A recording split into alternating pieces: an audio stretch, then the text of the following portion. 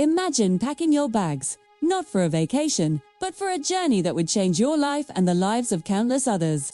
Today, I want to share a story about a man who did just that. This is the incredible tale of Mr. Alex, a teacher whose classroom had no borders and whose students were the world itself. It's a story about chasing a dream, embracing the unknown, and finding family in the most unexpected places. So, grab a warm drink, get comfortable, and let's begin.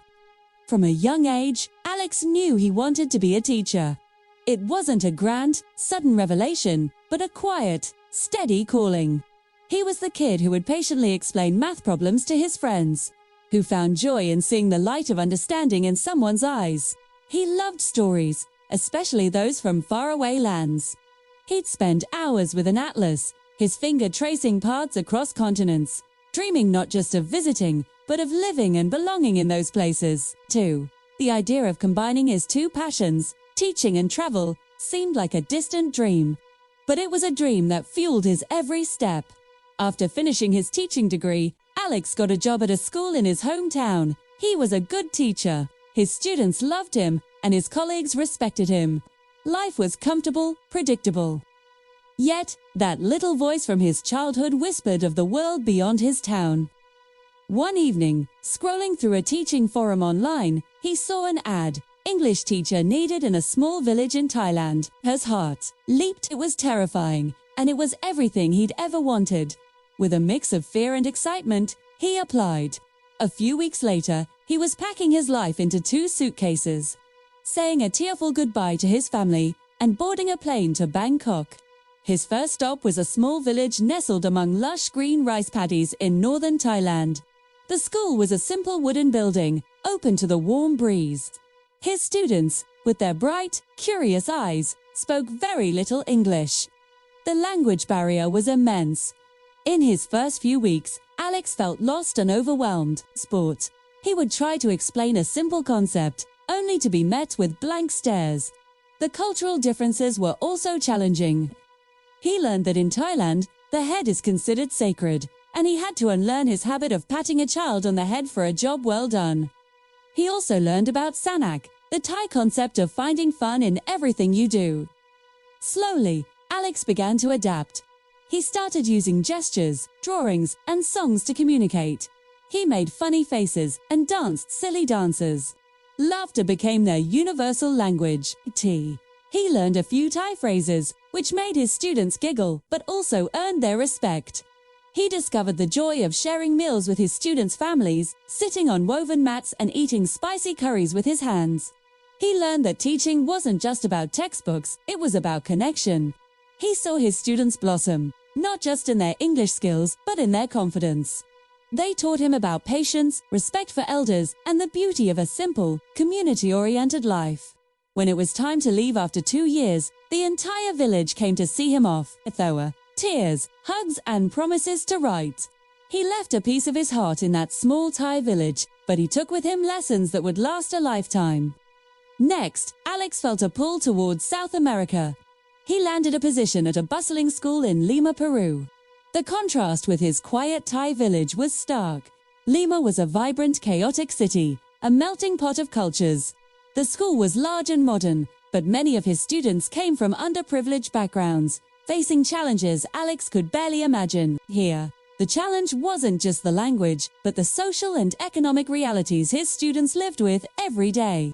He met kids who worked after school to help their families, who came to class hungry, but who still had a fierce desire to learn. Alex realized his role here was more than just a teacher. He needed to be a mentor, a supporter, a stable presence in their turbulent lives. He started an after-school club, a safe space where students could do homework, play games, and just talk. He organized fundraisers to buy school supplies and snacks. He learned about the rich Incan history that was a source of pride for his students. He hiked the Andes with fellow teachers, marveling at the ancient ruins of Machu Picchu. He learned to dance the salsa, albeit awkwardly, and discovered the incredible flavors of Peruvian cuisine. His students taught him about resilience, about finding joy and hope, even in difficult circumstances. They showed him that a teacher's impact can extend far beyond the classroom walls. Leaving Peru felt like leaving family, But he knew his journey wasn't over. His travels then took him to a completely different environment, a small, windswept town in Iceland. He wanted to experience a culture deeply connected to nature and folklore.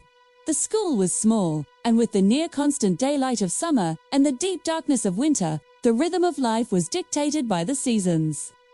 His students were quiet and reserved at first, a stark contrast to the boisterous children in Peru. They were independent, thoughtful, and had a profound respect for their environment. Here, Alex's teaching methods had to change again. He incorporated nature into his lessons, taking students on hikes to study local flora and fauna. They wrote stories inspired by ancient Norse myths and sagas filled with elves and trolls. He learned to appreciate silence and solitude. During the long dark winters, he found warmth in the community, gathering with friends for cozy evenings of storytelling and hot chocolate. He witnessed the magical dance of the Northern Lights, a spectacle that left him breathless and filled with awe. His Icelandic students taught him the importance of introspection, the beauty of a minimalist lifestyle, and the deep spiritual connection between humans and the natural world. He learned that sometimes the most important lessons are learned not in conversation, but in quiet observation. From the icy landscapes of Iceland, Alex's path led him to the warm heart of Africa. He found a job at a community school in a rural part of Kenya. Life here was challenging. Resources were scarce. The school was a one-room building with a tin roof, and sometimes he had over 60 students in a single class, spanning different ages and abilities. There weren't enough books or desks. But what they lacked in resources, they more than made up for in spirit. The thirst for education was palpable. His students would walk for miles every day just to come to school. Alex had to be incredibly creative. He used the dirt ground as a chalkboard. He created learning games with stones and sticks. He learned that the most valuable teaching tool was his own energy and passion. The community embraced him. He was invited to homes, shared meals of ugali and sukuma wiki, and listened to stories passed down through generations. He learned about the concept of Ubuntu, I am, because we are, the belief in a universal bond that connects all humanity. His students, with their infectious laughter and unwavering optimism, taught him about gratitude, community, and the incredible power of the human spirit to overcome adversity. They showed him that education wasn't a privilege, but a lifeline, a beacon of hope for a brighter future. Years passed, and Alex's journey continued. Holiday. He taught in the bustling cities of Japan, the historic towns of Italy, and the remote deserts of Australia. Each country was a new chapter, each school a new family, each student a new teacher. He faced challenges, loneliness, culture shock, bureaucratic hurdles, but the rewards were always greater. He built a global network of friends, fellow teachers, and former students who kept in touch, sharing their life updates. He learned to say hello and thank you in a dozen languages. Fist. 2 suitcases were now filled with mementos, a hand-woven bracelet from Peru, a small troll figurine from Iceland, a wooden carving from Kenya. Alex is older now. His hair has a few more grey strands, and his face is lined with the smiles and memories of a life well lived. He finally returned to his hometown, not to retire, but to share what he had learned. He now teaches at a local university, training the next generation of educators. His classroom is decorated with maps, photos, and artifacts from his travels. Tells his student teachers that the world is the greatest textbook they will ever have. He encourages them to be curious, to be brave, and to see every student as an individual with a unique story to tell. His journey taught him that teaching is not about filling empty vessels, but about lighting fires. It's about creating connections that transcend language and culture. It's about being a lifelong learner and realizing that sometimes our students are our greatest teachers. This story is a powerful reminder that a single dream, pursued with passion and an open heart, can create ripples of change across the entire world. So, what's the big takeaway from Mr. Alex's incredible journey? It's that education is the most powerful bridge we can build. A bridge between cultures, between people, and between dreams and reality. But Alex's story didn't end when he moved to the next country. The seeds of inspiration he planted continued to grow in the hearts of those he met. Today, we're going to tell the story of one of those people, his close friend and colleague, Mr. David Chen. This is the story of how one person's journey can ignite another's, creating a beautiful ripple effect of change and hope. Let's begin. David Chen had always been a good teacher, but he was a quiet one.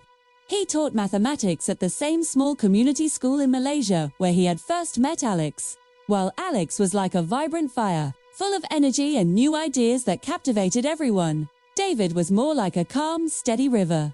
He was methodical, patient, and deeply dedicated to his students. He believed in rules, structure, and the traditional ways of teaching that had served him well for years. He watched with a mix of awe and skepticism as Alex introduced games, outdoor lessons, and project-based learning. He saw the joy in the students' eyes, but he wondered if it was truly effective. Their friendship grew in the quiet moments after school. They would sit in the staff room sharing tea and stories. Alex would talk about the places he'd been and the things he'd learned, not just about teaching, but about life. David, in turn, would share his deep understanding of their students, their families, and the challenges they faced in their community. He knew every child's story, their dreams, and their fears. "You see the world, Alex," David said one evening, looking out the window at the setting sun. "I just see this town." Alex smiled warmly. "But you see the heart of this town, David. That's something I have to learn anew in every place I go. You have a gift for connection that runs deeper than you know." Spells. When the time came for Alex to leave, the school felt quieter. The vibrant energy seemed to have dimmed. David found himself missing their conversations and the gentle push Alex gave him to try new things. One afternoon, a student named Mei Lin was struggling with a complex algebra problem. She was frustrated and on the verge of tears. David tried explaining it the usual way, on the blackboard, but it wasn't working. Then, he remembered something Alex had done. He'd used a story about climbing a mountain to explain a difficult concept. David paused. He looked at Mei Lin and said, "Imagine this X is a secret treasure hidden in a castle. And these numbers are the guards and the locked doors. Our job is to figure out the secret code to get past them, one by one." Started, drawing a simple castle on the board, turning the equation into a quest. Mei Lin's eyes lit up. Suddenly, it wasn't a scary math problem anymore, it was an adventure. For the first time, she understood. That moment was a turning point for David. He realized that teaching wasn't just about delivering information, it was about building a bridge to a student's mind. Inspire, David started to experiment. He didn't copy Alex's style completely. That wasn't who he was. Instead, he blended his own strengths with what he had learned. His calm, patient nature was perfect for creating a safe space where students weren't afraid to fail.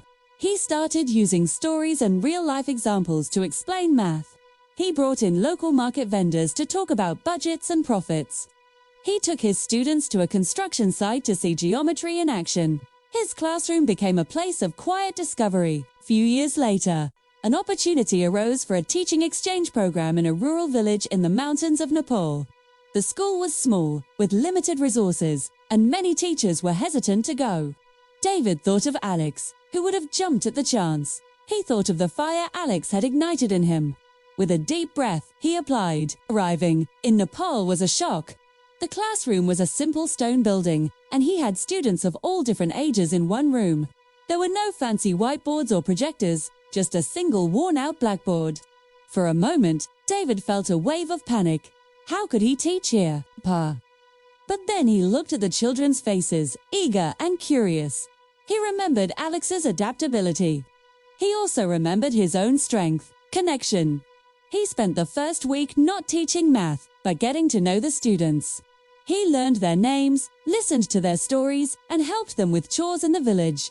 He realized that the curriculum wasn't in a textbook, it was all around them. He taught fractions by sharing food. He taught geometry by studying the patterns in the mountains and the structure of their homes. He taught statistics by tracking the growth of the crops in the fields. His lessons became intertwined with their daily lives. He wasn't just Mr. Chen, the math teacher.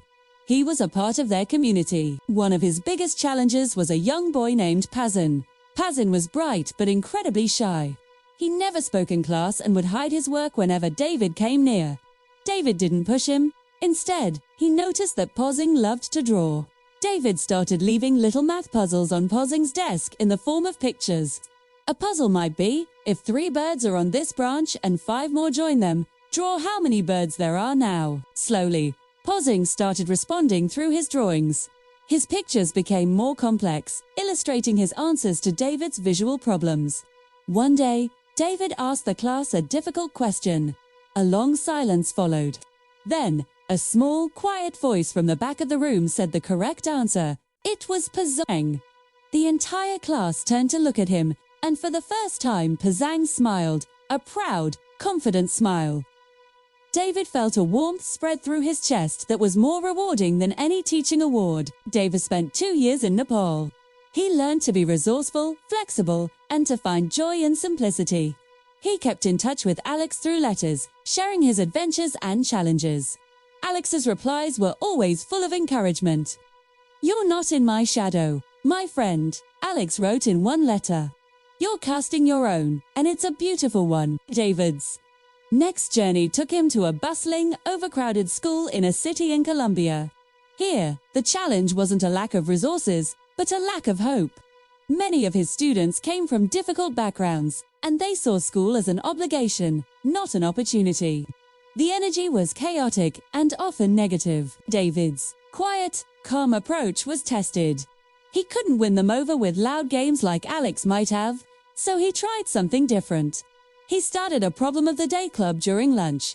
It wasn't for a grade, it was just for fun. He would present a real-world puzzle.